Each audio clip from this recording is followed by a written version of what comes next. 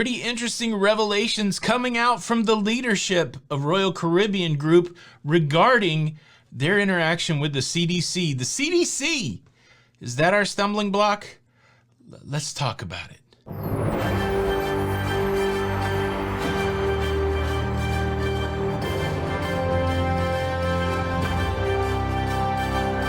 Hey, what's up everybody? Welcome back to the Cruise News Show. I'm your host, Tony, here with the latest cruise news updates. This show is chock full of information today. I would challenge you to stay to the end. There's some really great nuggets all the way through, and I don't want to interrupt the flow today, so right here at the beginning, I will invite you to subscribe to this YouTube channel. If you like staying up to date with all that's going on in the cruise life, consider subscribing with the notification bell on. Be a part of this virtual cruising community. Hit the buttons. Thank you in advance. Well, if I've heard it once, I've heard it a million times. The CDC is screwing over the restart of cruising. The CDC is not doing anything. The CDC is sitting on their hands. Well, I can see why those things are being said, but I'm trying to look at what the is, and now we have some cruise leadership speaking out about what the CDC is doing during the cruise restart. This big dump of information comes from the Royal Caribbean 2020 fourth quarter earnings call that happened on February the 22nd, 2021, just a couple days ago. The way these earning calls work, the leadership gets on a teleconference, probably a Zoom meeting in these days, and talks about what's going on with the company from a accounting and operational perspective. And then there's analysts on there, stock analysts, who ask them questions. The whole point from an analyst perspective is to determine the worthiness of the company. Is the company viable? These kind of things affect the stock price, so they ask all kinds of questions.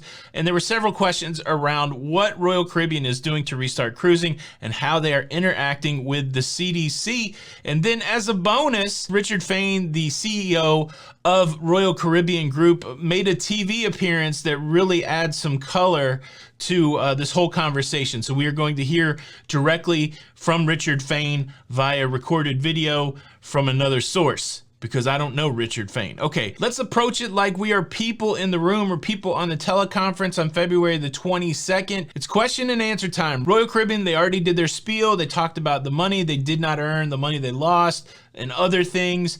And now it's to the point where the analysts are asking questions, and I think this will serve us well in our conversation around whether the CDC, how they're participating. Look, I got to read these questions and answers. I know that can be kind of boring. Don't leave. There's going to be some good commentary around it, but you got to have these words as the thing to inform what you're listening to. So Ben Chaikin from Credit Suisse, he's an analyst.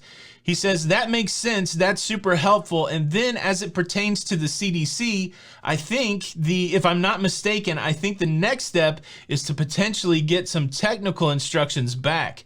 I'm curious if you have any view on timing there. And then just, if not, maybe alternatively, the key questions you're hoping to clear up or get answered there. So again, this is a transcript from a telephone or a teleconference. The analyst is saying, what's going on with the CDC? Aren't you waiting on them to tell you some stuff? How's the interaction being? So it's Michael Bailey, the president and CEO of Royal Caribbean International, answering this question. He says, yes, hi, Ben. Yeah, we have been in regular communication with the CDC, both with the maritime unit and the executive level. I'll stop there for a second just to highlight what I think is important. We have been in regular communication with the CDC. That's pretty plain. And we're literally expecting the technical specifications any day soon. So it's an intergovernmental process between several agencies within the government that are reviewing the technical specifications, but they've assured us that as soon as all of these things come together, they want to get us back into operation. I will pause there. The government has assured Royal Caribbean that as soon as they get all the technical operations together, that they want to get them back into operation. All right, so You can run it through the mistrust filter. I don't trust anything that the government's saying. I don't trust anything that the CEOs are saying. Then you get to write your own mystery narrative of some conspiracy that's based in nothing. But these are things that people who actually work in the cruise business that run a multi-billion-dollar company, this is what this guy's saying. So if you want to make the leap that you can't trust that, I don't know what you could trust. But I've been on the planet long enough, and I've worked in these kind of organizations to know that they're not filled with, cloak and dagger type people. And so, so here we go. Michael Bailey is saying that they've been in contact frequently with the CDC. They're waiting on technical instructions, and that he has been told that there is a goal to get cruising operational again.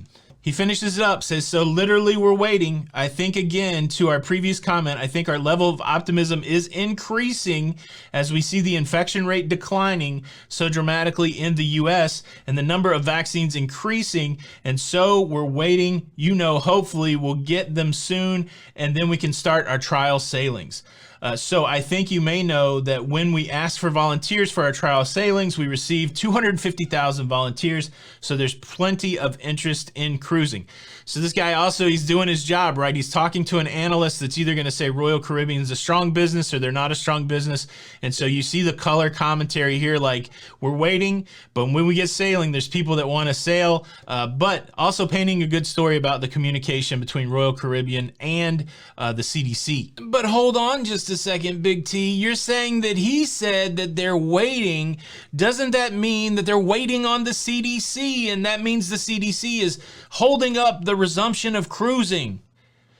It's a fair question. He is waiting on the CDC, but why is the CDC dragging their feet? Is it some nefarious plan against the cruise industry, or is there some sort of logical reason why all of this is taking some time? Fortunately, the next analyst asks a question that kind of clears it up, and then our favorite grandpa, Richard Fain, will be here later to really put a bow on it. This is important, especially if you're out there mad at the CDC or mad at the cruise companies. This is what's going on. And so I think this might help, because here's my worry. There's a lot of people that are upset about things that maybe they should not be upset about, and then you're wasting your energy on some negative stuff.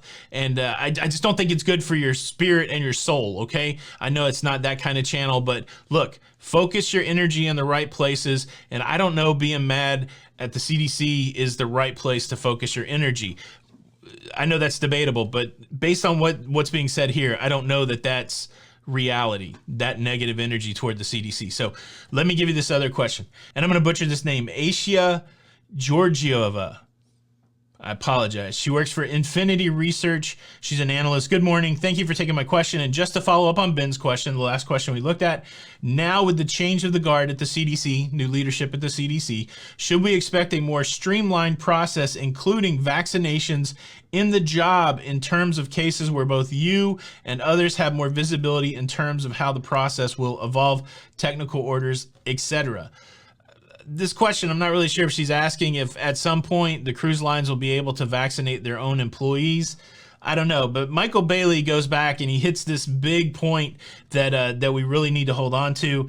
He said, yeah, I think you know that our communication and dialogue with the CDC is productive. He says it again. Our dialogue with the CDC is productive. You know they're dealing with an incredibly challenging situation and environment. When we have our discussions, it's a relatively open process. That's the drum we've been beating here at Lido Loca. The CDC, they got their hands full. There's a lot going on. I don't think they're evil, and I'll continue to hold on to that. And as they've explained to us, and on many occasions, this really is about what is happening with the virus. This is also a frequent drum we beat. And they've assured us on several occasions that when these indicators really start to move in a very positive way, then they'll start working with us to get back into operation, and that's exactly what we're seeing now. When the numbers move in the right way, the CDC will be working with the cruise lines to get cruising going again. And what is comforting to me is Michael Bailey admits that he does exactly the same thing that many of us do, including myself. So I must admit that every single day I go on the COVID US chart on Google and see how the trend line is, and it's just plummeting. So my sense is we're getting closer and closer to good news. All right, we can look at the last 30 days of the COVID numbers. Hold on, let me pull that up. So here's the last 30 days. I'll start back on January the 25th. The average, the 7-day average, 172,433 cases. We watched the trend line continue to trend 30 days later, and now on February the 23rd, we sit at 68,038 cases for a 7-day average. That's over 100,000 less cases a day than 30 days ago. That's a big move in 30 days. Like I've said it before, these numbers are going to shift drastically in a big way. We're still waiting for some variant spikes to happen. Everybody's talking about the variants. They've been around for a while. We're not seeing any spikes yet. Fingers crossed, toes crossed, everything crossed that we will not see a spike from these variants. And then let's look at the somber number. Let's look at the fatalities. If we look back on January the 25th, 3,152 is the 7-day average of people losing their life. The number is lower now by 1,000, so that's good. Here on the 23rd, 2,082. Again, that's 1,000 less, and so that's 30%. 1,000 less deaths a day is great. And if in the next 30 days it's 1,000 less again, even better. And so really this picture that Michael Bailey is painting in this earnings call is that there's a lot of things at work here, that there is communication with the CDC, that the CDC has been telling the cruise industry that they do want to get them restarted, and then it's all tied back to how COVID is going. This is not a surprise. This is what we've been saying. As the COVID goes, so will the restart of cruising, and this is just an affirmation of it. Now let's take a look at this interview from CNBC. It happened the same day as the earnings call. Another thing that happens with these big corporations is after they have these earnings calls, the big guy, the CEO, he goes out, he makes the rounds, he does the TV shows, and that's what you got. You've got Richard Fain on CNBC. I'm gonna let it roll. You can hear the frustration in the interviewer's tone about why is this taking so long? It's a question we all have. This is what CEO Richard Fain has to say and about the world is no help, that. Richard, if the industry is not given the clearance from the CDC. Where do discussions stand with the Biden administration and the CDC on getting back to see what's the holdup? Why is it taking? What's the holdup? So long? Why is it taking so long? Well, I think, we're just coming, now it's coming down, but we just were in the midst of a huge surge, a real spike over the end of last year, taking prevalence to a very high level, and nobody was going to suggest that we start operating in that kind of environment. Hold up. Now listen to what Richard just said. He said that a huge spike came at the end of last year, and nobody would have suggested we started sailing then. I mean, I know a lot of us would love to have started sailing then, but again, being mindful of the disease, being mindful of the virus really does take precedent. As much as you want to wish it away, Richard Fain is speaking the truth here. Of course, the government's not going to let you cruise at the big spike, and it's really just not the right thing to do anyways, and you can hear that in Richard's answer. I'll roll it back a couple seconds so that we can get it again. I won't interrupt him, but hey, I think it's cool. I'm right here with Richard. Okay, here we go. Back to you, Richard. Now it's coming down, but we just were in the midst of a huge surge, a real spike over the end of last year, taking prevalence to a very high level, and nobody was going to suggest that we start operating in that kind of environment. But as that's coming down, as the numbers get better, as the prevalence in societies gets better, as the vaccine gets out there more, I think that's when that's when we can start having serious conversations to restart. But Richard, We're already discussing has the CDC said what percentage of the population needs to be vaccinated once they'll loosen restrictions, or where the infection rate needs to be? No, I think the CDC and we ourselves and our Healthy Sail panel would say no one statistic is the determining factor. You look at all of it. You look at what we can do to protect people, what the vaccine does, what the testing does, and those together. And I think we're getting closer to the time when... All right, it's a great interview. I will link it in the description. It's about 4 minutes. He talks about a lot of things. The last point that he's making there, and a lot of people have asked this, what is the magic number? What's the magic case number? What's the magic vaccination number? That is still undefined, and there may not even be a magic number. It just could be this situation where this demonstrated numbers going down, vaccinations go up, create the environment for safe cruising. There's a lot. I will link the transcript. They talk about a lot of things in there. We may talk some more about about what's in that transcript. But the big goal for the show today was just to let you know that even though it's easy to villainize the CDC, the cruise lines aren't doing that. And so don't waste your effort on something that the cruise lines aren't even wasting their effort on. Pour some positive energy into seeing this COVID go down. And I think it's going to be a better position for us than hating on the boogeyman who may not even be real. And look, I don't want to dismiss the very legitimate question, why is the cruise line seemingly being more scrutinized than other forms of travel, other forms of social gathering? I tell you what, Gary Bembridge at Tips for Travelers did a great explanation of why cruising is being treated the way it is. I won't even try to do it myself. I will just point you to Gary's video that is linked above and also in the description.